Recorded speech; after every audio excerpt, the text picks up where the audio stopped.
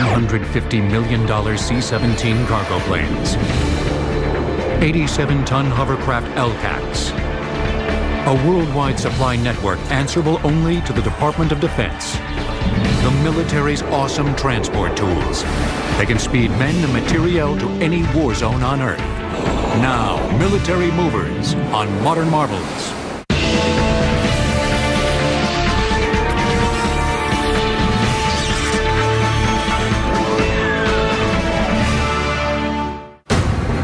The stage is set. The fighting ensues. No matter what war, no matter what battle, no matter what era, this will be the climax of the drama. But this is Act 3 of the play. In order to wage and sustain any war, much work has to be done. Any battle actually begins long before the soldiers engage, when planners determined that it was possible to arrive at the battlefield. With aircraft, land vehicles, and ships, planners supply soldiers with weapons, ammunition, food, and medicine. And they maintain that supply using military movers, transportation designed specifically to move military cargo.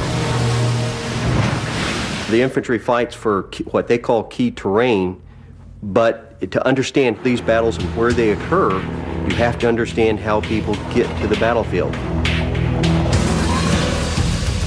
Military movers can range from giant aircraft carriers, sometimes used to transport troops, to heavy-duty helicopters that lift supplies into the war zone. They have included trucks, barges, flat cars, boats, even jeeps, and Humvees.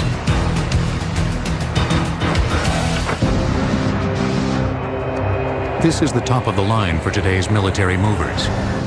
A 174-foot-long, 270,000-pound C-17 cargo plane, capable of traveling at over 500 miles an hour for over 3,200 miles on a single fueling. With four 42,000-pound turbofan engines, it is capable of 162,000 pounds of thrust.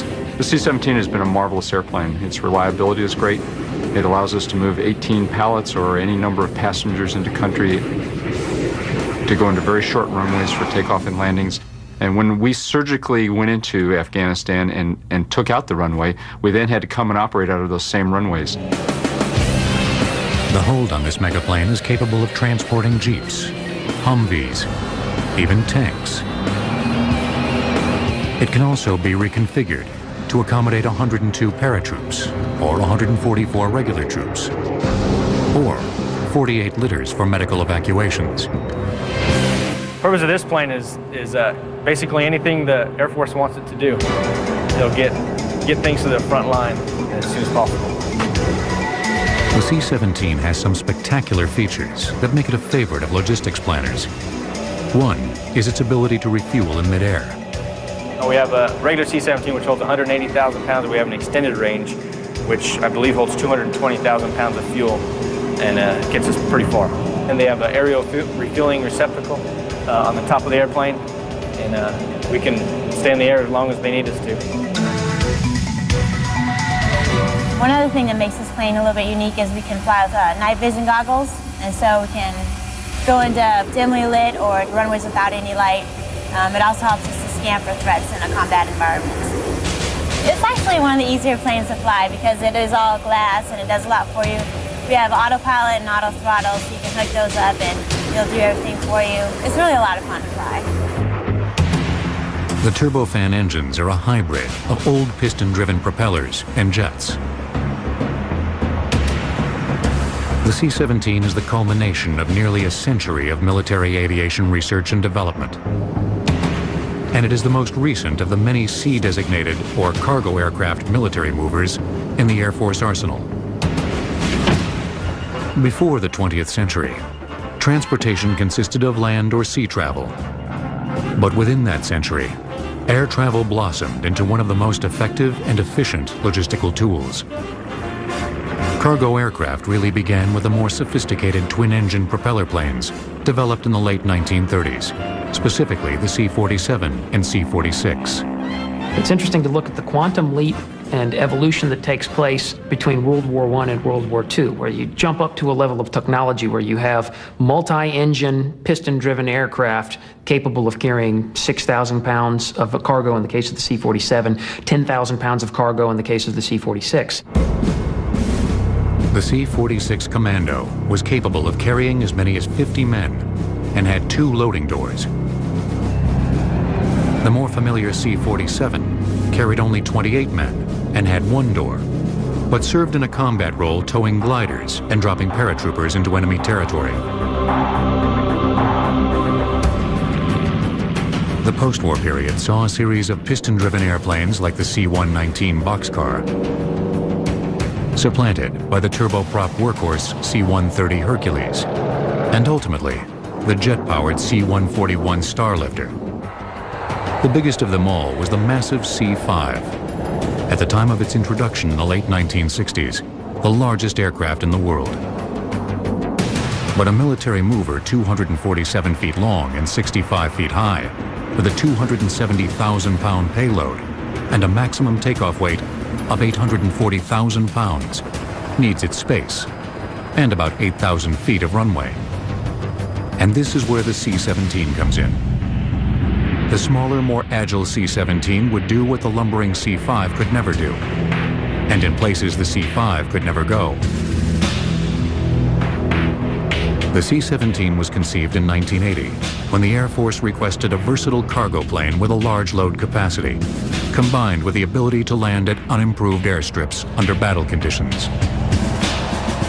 The C-17 is obviously smaller than the C-5 Galaxy. The C-17's overall size is closer to, say, a C-130 or C-141, but at the same time, it can carry more than a C-130 or a C-141.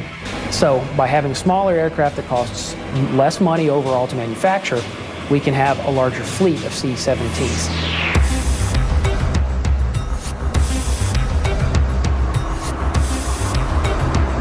One of the C-17's most important features is that it is a big, empty shell. Loadmaster Scott Wetzel is in charge of filling this one. The Loadmaster is a jack of all trades. For cargo missions, the Loadmaster plans the cargo, where it's going to be placed in the aircraft. We determine how much the aircraft weighs. We have to balance the aircraft for flight. When we carry passengers, the Loadmaster administers meals. We pass out blankets, pillows, comfort items for the passengers.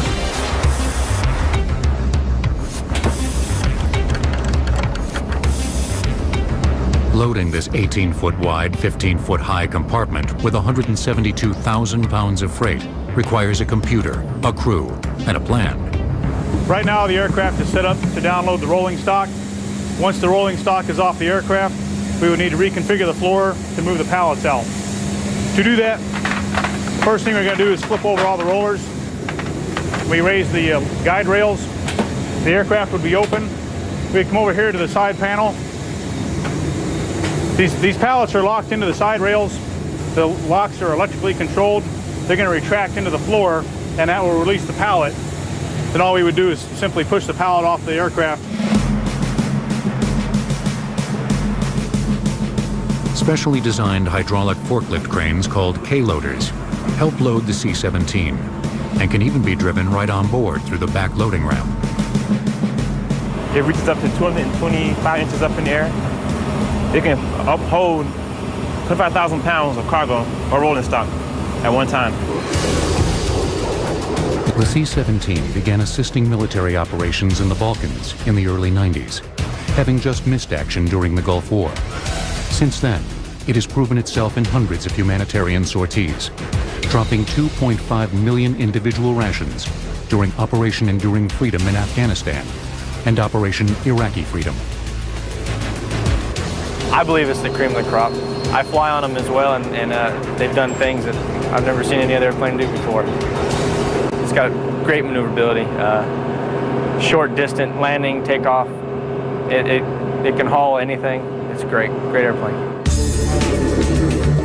A specially constructed flight simulator helps pilots get a feel for the C-17. But much of the actual flying is done with onboard computers. This is what we use to control the aircraft for turning and climbing. These are our throttles, and this gives us the power. We have our flaps right here. Down in here, this is our computer. Pull up a flight plan, and you put where you're going to fly to in the computer, and then it'll come up on here. So you can hook it up to the autopilot, and it will fly it for you.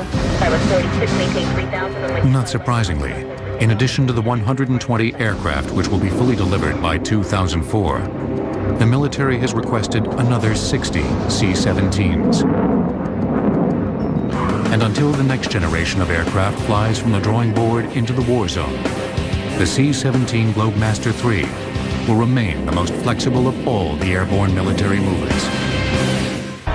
C-17 supplied 50% of the cargo and more than 4,000 passengers for the United Nations peacekeepers in Bosnia.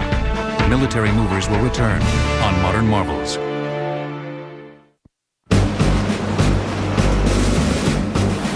In June of 1944, a Louisiana shipbuilder helped break the back of the Axis powers when the Allies gained a logistical stronghold in occupied France. Andrew Jackson Higgins built the boats that brought victory to Europe in World War II. Eisenhower told historian Stephen Ambrose that Andrew Higgins was the man who won the war for us, which is an incredible statement. Now, Adolf Hitler also called Higgins the new Noah because of the boats that Higgins designed and developed. Hitler and his generals had spent years fortifying the occupied European coastline with obstacles that included coast artillery emplacements in what became known as the Atlantic Wall. Deepwater ports like Cherbourg and Le Havre, or nearby Calais, were the most likely invasion points, and thus most heavily fortified, which is why the Allies didn't invade there. Instead, they knew that Andrew Higgins had designed a boat that made those ports unnecessary. All of Higgins' many boat designs had shallow drafts to float over hidden mines, and a nearly flat bottom that enabled them to sail right onto the beach. Certain boats had a ramp-like door in the front that allowed fast unloading of troops, jeeps, tanks, even small bulldozers. Thanks to Higgins, whenever the Allies went to invade, they no longer had to sweep a harbor of mines. They no longer had to take an enemy-held port in order to land their assault troops. The Higgins vote was of absolute crucial importance to the war-winning effort in World War II, mainly because of the fact that it gave the Allies an ability to transition troops in big ships in deep water across an open beach to allow them to go into combat. This was an ability that prior to that was largely unheard of. Higgins was an enterprising Louisiana timber importer who realized he could make more money converting his timber into boats, which he sold retail, than he could selling wood. And he started making boats for the trappers and the oil field companies to allow them to go into the bayous, into the shallow waters that could navigate over sandbars, that could pull up on the side of a bank and retract without damaging the bow or the propeller. When Higgins saw that the Navy was trying, without much luck, to develop a military landing craft throughout the 1930s, he thought he could sell them his Higgins boat design. At first, they weren't interested. He was an Irishman who said he didn't wait for opportunity to knock. He'd kick the door down and drag the old harlot in. He told them that his boat was better. He told them in explicit words why their boats were inadequate. And he didn't mind telling the admirals face-to-face what he thought of it. The Navy disliked this. They saw him as the small, arrogant boat builder from the South. The Marine Corps saw him as a savior. The Marines, the only service practicing landing operations in the late 1930s, realized that the Higgins boats did what Higgins said they could do. And since the Marines were the ones that were going to be landing in them, they forced the Navy to test them. Sure enough, the boats could ride right up onto the beach without doing any damage. The skag underneath the boat was built out like a housing, protecting the propeller and digging a channel in the sand when the boat rammed the beach. This also made retraction easier. Of special interest to the military was a feature adapted from a Japanese landing barge, the drop ramp front. You could load 36 armed men standing in the upright position with packs on their backs and rifles in their hands. run that thing up onto the beach, drop the ramp, and in a matter of seconds, literally a matter of seconds, they could run off of that landing craft in the upright position and deploy into combat. It was recognized soon thereafter that having that ability was very useful to use in a tactical situation where a landing was being conducted under opposed circumstances, and in other words, landing troops under fire. Higgins designed what became the Navy's LCP, or Landing Craft Personnel, for landing soldiers, LCVP, or Landing Craft Vehicle Personnel, for landing soldiers and equipment, such as jeeps and small bulldozers, and LCM, or Landing Craft Mechanized, for unloading armored vehicles. In fact, Higgins designed more than 60 different landing craft. American mass production ensured there would be enough of them to overwhelm the enemy. The United States was able to produce and equip practically all of our allies with landing craft throughout the war. Higgins Industries in New Orleans alone made 20,000 landing craft. This was quite an order for a small boat builder, because the boats were built almost entirely out of wood, except for the metal ramp. Metal would have been too expensive and complicated to use. Higgins managed to acquire the last 3 shiploads of Philippine mahogany before the Japanese invaded the islands. Mahogany was used because it was a very strong hardwood. With the orders stacking up, Higgins created a larger factory. Meanwhile, he began assembling boats in the streets of New Orleans until the facilities were ready. With all the work that Higgins needed to accomplish for the war effort, he was able to employ a huge percentage of New Orleans' working population. Having 20,000 people, he knew he needed every able-bodied person he could get, and race didn't matter to him. He hired people out of beauty parlors, he hired people who were chauffeurs, which didn't really sit well probably with the local community businesses. He was paying higher wages because he needed the people, and the employees loved Higgins. He wasn't just an industrialist figurehead. He knew the business from the wharf up, and they respected that in him. So would the soldiers who took the Higgins boats into Normandy. They used to call the ramp the gates to hell, because that was their only protection. Coming in, that metal ramp stopped the bullets. And so for the men that were standing on the other side of that ramp, it had to have been absolutely horrifying to know that as soon as the ramp dropped, there would be nothing to stop those bullets entering the crew compartment. The boats were designed for logistical support, not for enemy gunfire. The ramps on the LCVP were necessary to unload equipment, but when they dropped, soldiers on the boats were exposed. One of the most famous landings made by the Higgins boats was at Normandy, where they delivered men into some of the fiercest fighting of the entire war. Because of a rising tide and other conditions at Omaha Beach, coxswains were often unable to deliver soldiers onto the sand, instead unloading them into surf. Some men on these boats leapt overboard, only to encounter deeper water. Weighed down by their gear, many were drowned.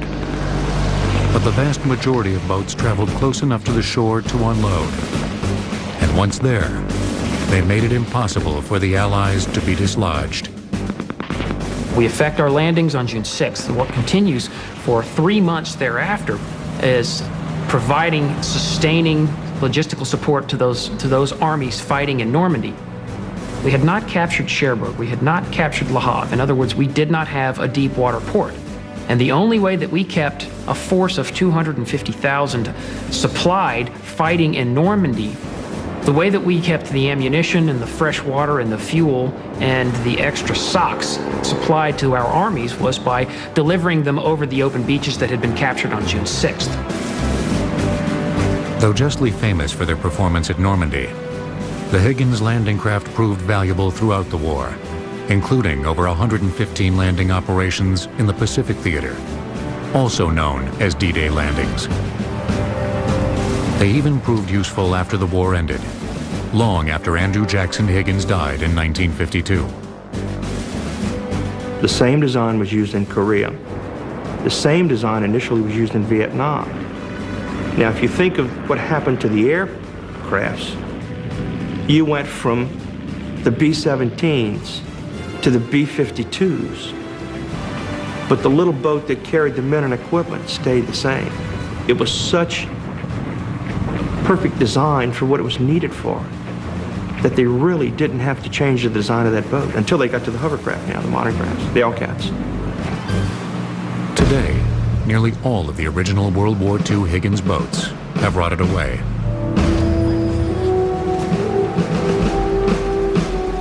At the National D-Day Museum in New Orleans, George Benedetto has built a Higgins boat LCVP to the exact specifications of the original blueprints.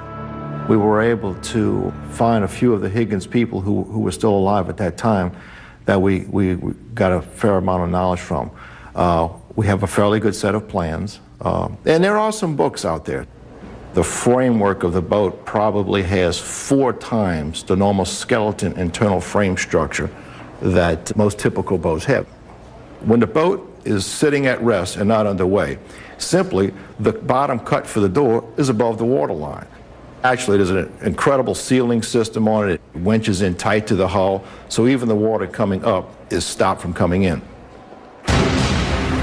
The Allies got their money's worth from Higgins and his landing craft. His boats proved to be tactically and logistically irreplaceable during one of the most important invasions in human history. From their decks along the Normandy beaches, the Allies were able to launch a drive straight to Berlin and ultimately victory. Andrew Higgins sold his fast-moving boats to the Coast Guard during Prohibition to help stop rum runners. Later, Higgins claimed that he also sold his boats to the rum runners. Military Movers will return on Modern Marvels.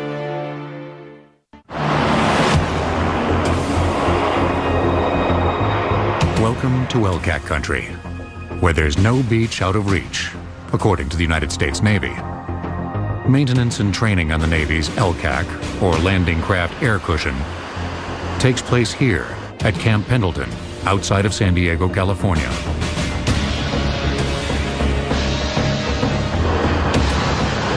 In some ways, the LCAC is a descendant of the Higgins boat.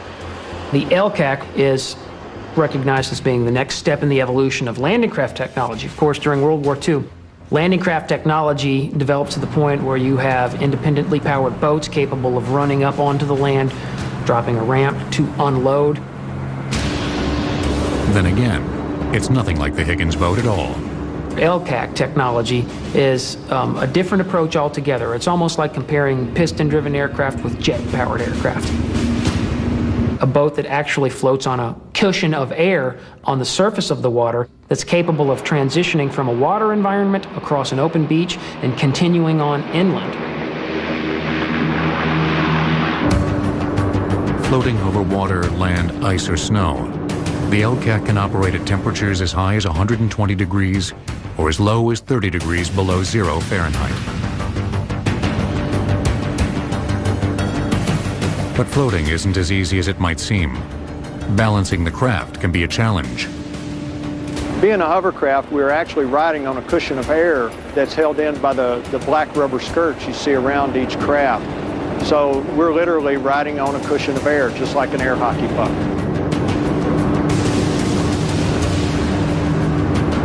I've heard it described best as probably trying to balance on the edge of a razor blade. In actual operation, you're using both feet and both hands to keep the craft under control at all times. These $22 million military movers can carry more than 60 tons in payload, traveling at speeds approaching 50 miles an hour for more than 200 miles in a single 7,130-gallon tank.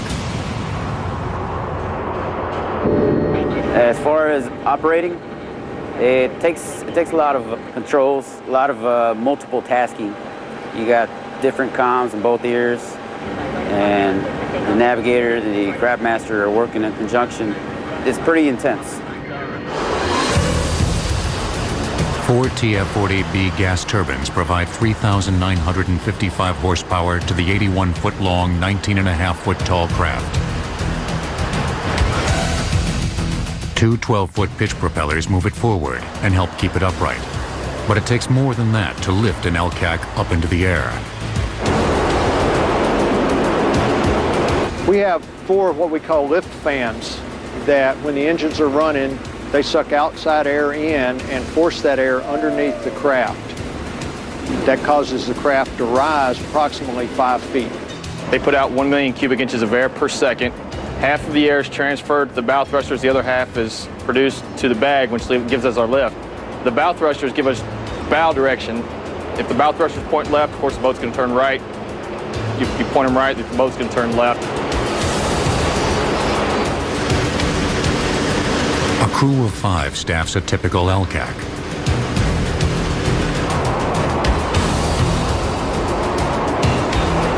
Navigating a giant air hockey puck takes a lot of practice and skill. It's very complex. It is multi-dimensional, so you've got to be on the ball when you're navigating. Flat surfaces are best for the LCAC's hovering ability. It has trouble over rough terrain such as hills or brush over a foot high. If for any reason it goes off cushion or loses its hovering ability, it has buoyancy boxes that prevent it from sinking.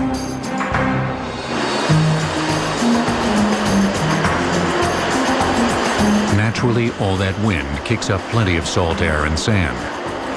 LCACs have to be detailed after every mission to reduce the inevitable corrosion.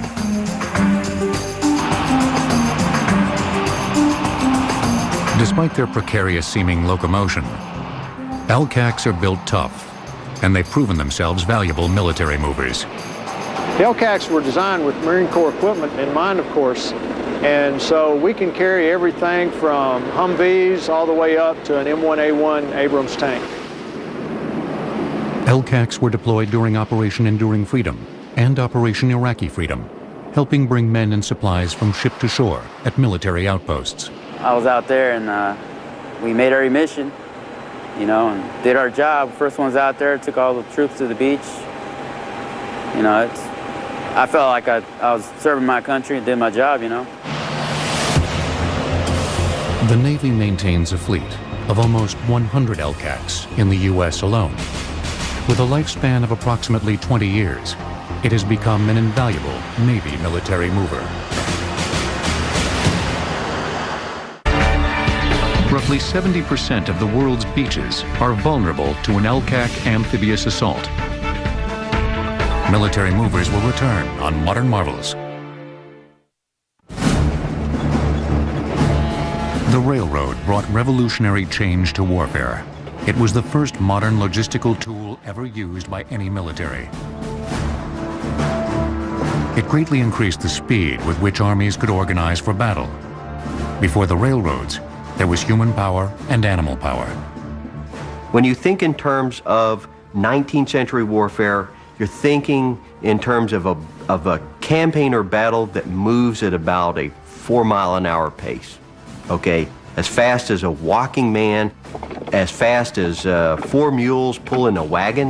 But when you introduce the railroad into it, all of a sudden, the speed at which men and material moves across the battlefield increases. Machinery took over the supply routes. Locomotives carried men and materiel faster than ever before. And soldiers arrived rested and ready to fight, with even more men ready to be shipped out at a moment's notice. If you want to look at what the technological advancement was, it's the steam engine. And for land transportation, yes, the railroad is probably the greatest technological innovation in transportation up until the internal combustion engine. The earliest steam locomotives of the 1830s were delicate contraptions of no more than 3 to 6 tons that moved at a modest 10 to 15 miles per hour. But 30 years later, the iron horse had matured into a roughly 30-ton behemoth, capable of pulling loaded cars at speeds of 25 miles per hour. In terms of military equipment being used in theater and transported by locomotive, I'd say that the American Civil War was the point where it all started. In April of 1861, Fort Sumter fell to the Confederates, ushering in the Civil War. In May, Northern forces were sent to confront the Southern Army in Virginia, which they did at Manassas, 25 miles from Washington, D.C. Manassas Junction is a railroad junction. You got to get control of the railroad because you have to sustain your forces. You can haul more cargo by rail than you can by wagon. Here at Manassas Junction, the Orange and Alexandria Railroad joined the Manassas Gap Line, which crossed the Blue Ridge Mountains. The Orange and Alexandria also connected with the Virginia Central into Richmond, capital of the Confederacy. Northern control of this junction would allow Union soldiers to take the rail straight into the heart of the Confederacy. The South acted swiftly in what would be the first major battle of the war. On the eve of the attack, which commenced on July 21, 1861, the Confederates quickly moved 11,000 soldiers by rail, 65 miles from the Shenandoah Valley to Manassas, to reinforce the soldiers already there. In the end, the South was victorious. At the Battle of Manassas, the South, they move more people into the battle area in the days immediately preceding the battle than the North does. But that's a rare example. That doesn't happen in terms of benefiting the South again during the war. From Manassas forward, the railroads would be invaluable military movers of men and materiel in the prosecution of the war. Everybody did learn real fast. From that point on, the railroad junctions become the most critical objectives of the war. Rational people could have forecast the outcome based on railroad density alone. And just by recognizing the incredible value of railroad lines, you could have forecast the outcome of the conflict right then and there, recognizing that the industrial power of the North was far superior than that of the South. Not only could the North more readily produce locomotives, it began the war with over 2/3 more track, 22,000 miles worth, compared to the South's 9,000. Further, the Industrial Revolution impacted the North far greater than the agrarian South. Mining and refining centers were also located in places like New England, New Jersey, and Pennsylvania. Consequently, so were most of the iron workers. In fact, 96% of all the state's locomotives were manufactured in the North at the time of the Civil War.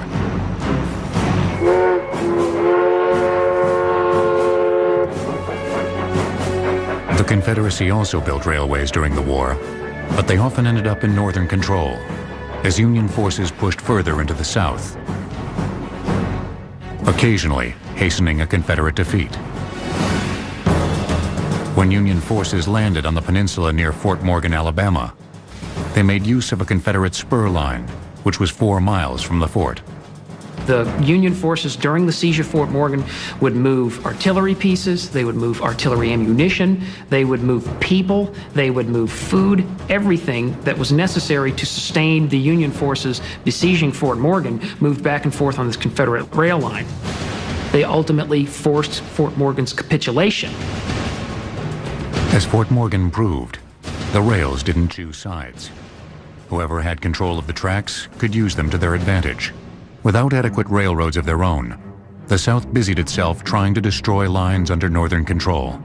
You see, especially toward the latter part of the war in the Tennessee, Northern Alabama area, there are Confederate raiders that will move behind Union lines and busy themselves cutting telegraph lines in addition to focusing in on destroying railroad networks. Confederates recognized that that was a very valuable military target, one worthy of going after with raids. Despite these disruptions, the North was an unstoppable force from 1863 on, as it methodically destroyed Confederate logistics.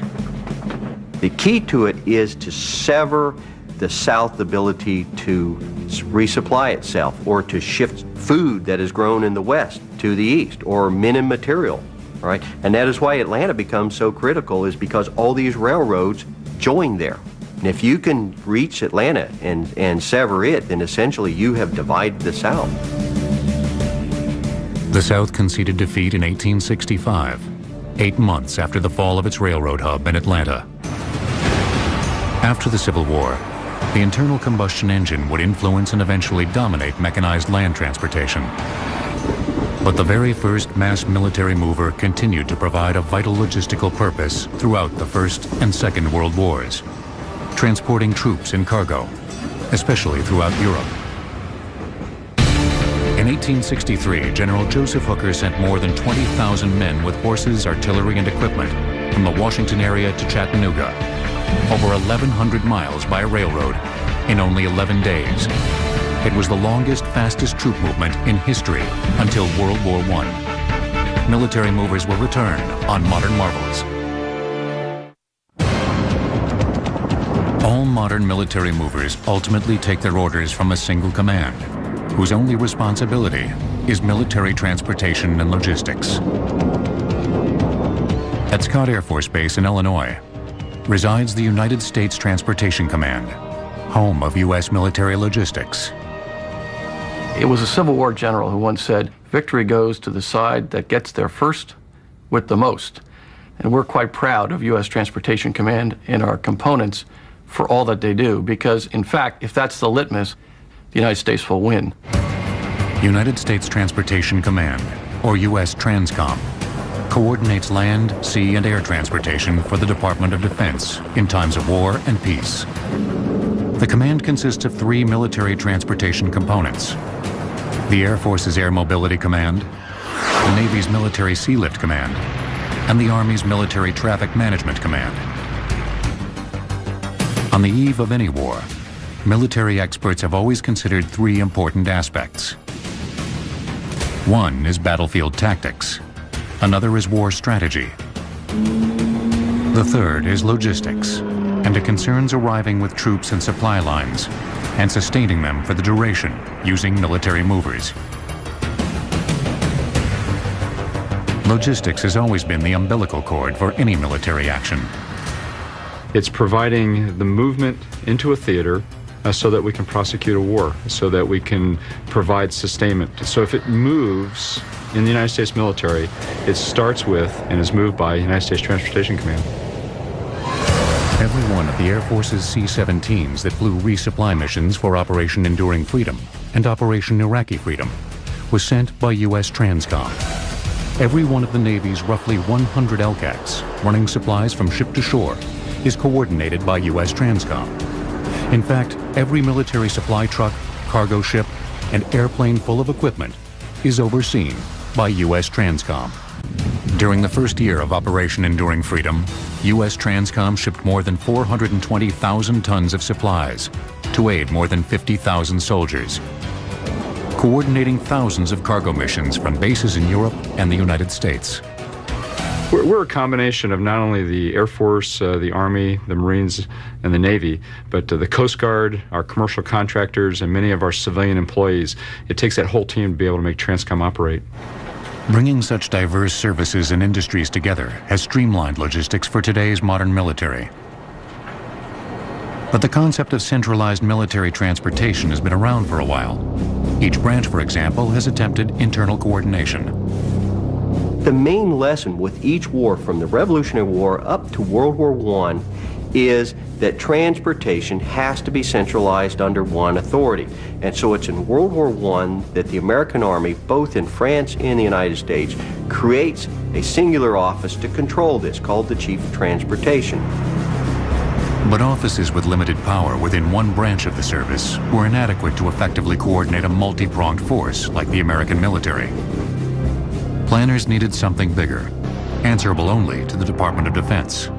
Before TRANSCOM, the services did their own transportation, and they did it very poorly. The services are very reluctant to give up any of their transportation assets. So there has at least a dozen major attempts since the Second World War to unify transportation in the Department of Defense in some way. They all failed for parochial service reasons. Then in 1978, the United States lost World War III. At least that's what happened in a top-secret computer wargame exercise called Nifty Nugget. With an enemy invading Europe, the Department of Defense simply could not reinforce its troops. Shocked military leaders were forced to confront the need for a central logistics command. By 1987, all the pieces had fallen into place. Now Army, Navy, and Air Force component leaders would work directly for the Secretary of Defense, reducing bureaucracy. When the Gulf War began in 1990, U.S. TRANSCOM used the conflict to prove its efficiency, flex its muscles, and work out some bugs. It validated everything we said we needed for a new airlift aircraft. And also, it showed that we needed to greatly improve our readiness and capacity of our sea lift force, which had gone into tremendous neglect. Sea lift was improved. Loading and unloading was modernized. New aircraft were ordered. U.S. Transcom took on the characteristics of an efficient company. It even refers to its clients as customers. Not surprisingly, it also relies heavily on IT, or information technology.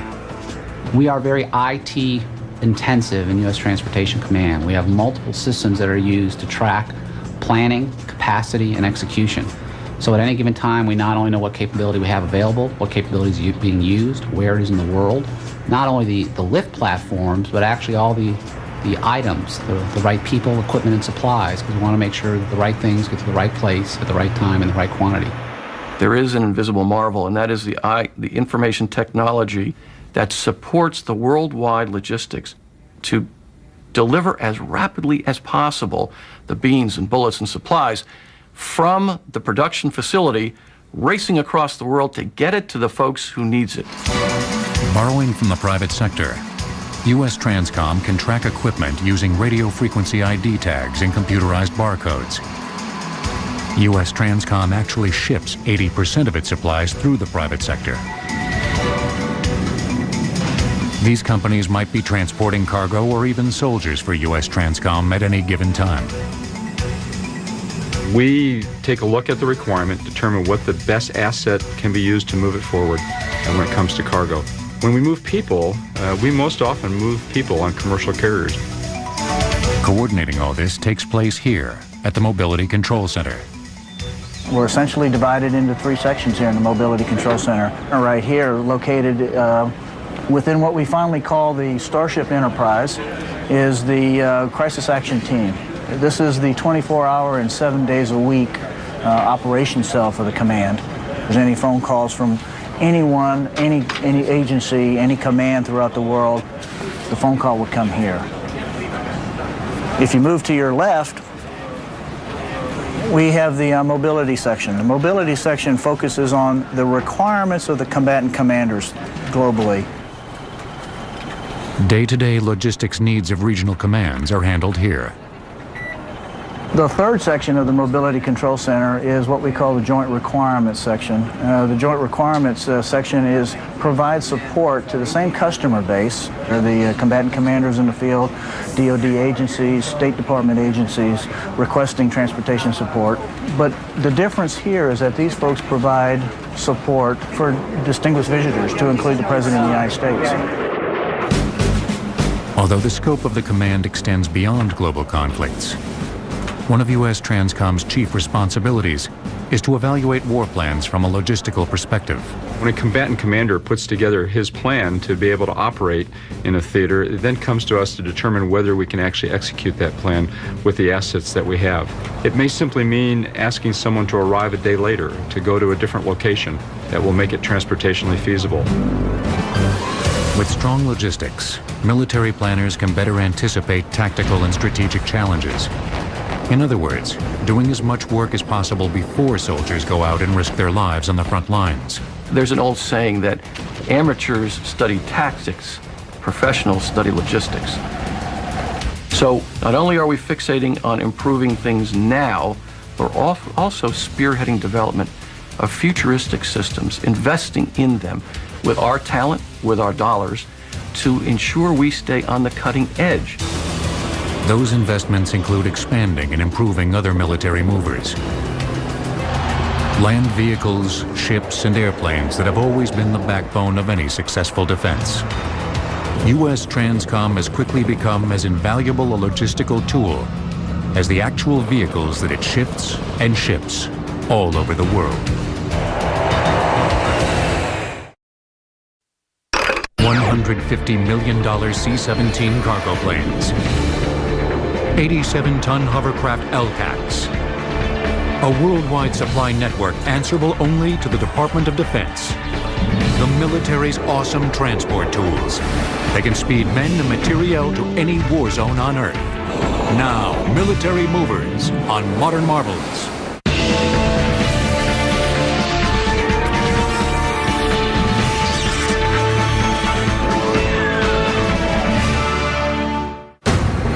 The stage is set. The fighting ensues. No matter what war, no matter what battle, no matter what era. This will be the climax of the drama. But this is Act 3 of the play. In order to wage and sustain any war, much work has to be done. Any battle actually begins long before the soldiers engage, when planners determined that it was possible to arrive at the battlefield. With aircraft, land vehicles, and ships, planners supply soldiers with weapons, ammunition, food, and medicine. And they maintain that supply using military movers, transportation designed specifically to move military cargo. The infantry fights for what they call key terrain, but to understand these battles and where they occur, you have to understand how people get to the battlefield. Military movers can range from giant aircraft carriers, sometimes used to transport troops, to heavy-duty helicopters that lift supplies into the war zone. They have included trucks, barges, flat cars, boats, even jeeps, and Humvees.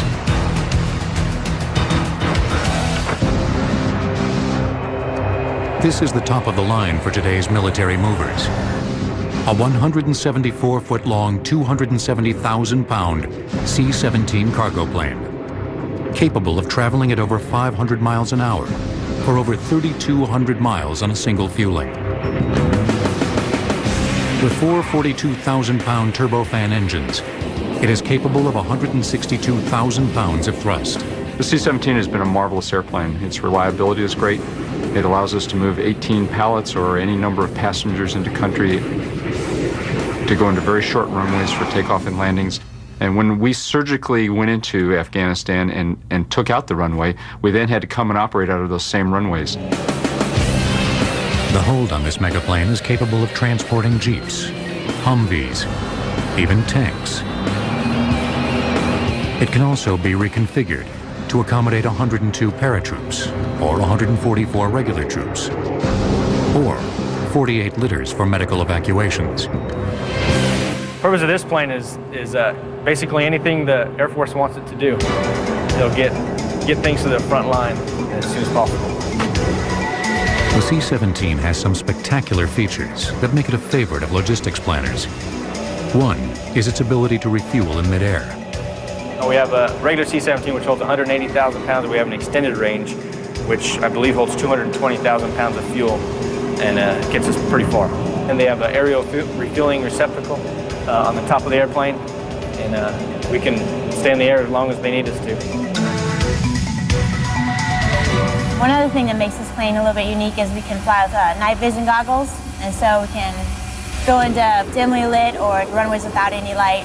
It also helps us to scan for threats in a combat environment. It's actually one of the easier planes to fly because it is all glass and it does a lot for you. We have autopilot and auto throttle, so you can hook those up and it'll do everything for you. It's really a lot of fun to fly. The turbofan engines are a hybrid of old piston-driven propellers and jets. The C-17 is the culmination of nearly a century of military aviation research